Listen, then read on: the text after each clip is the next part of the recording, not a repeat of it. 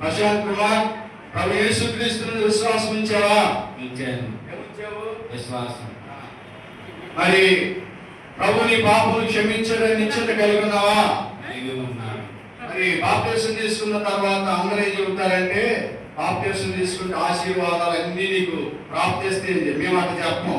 బాప్తిసం తీసుకున్న కాడి నుంచి ఆరంభంలోకి ఏం చెబుతాం ఏంటంటే శ్రమలు, నిందలు, అవమానాలు, అనేకమైన పరిస్థితులు వస్తాయి. వీటన్నిటిలో నిలిచుంటావా?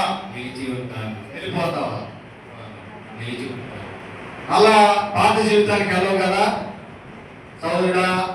నిలిచిన సాక్ష్యాన్ని బట్టి మరి ప్రభువు యేసుక్రీస్తు వారి నామములో నీకు బాప్తిసం, తండ్రి యొక్క కుమారుని యొక్క పరిశుద్ధాత్మ యొక్క నామములో నీకు బాప్తిసం ఇస్తాము.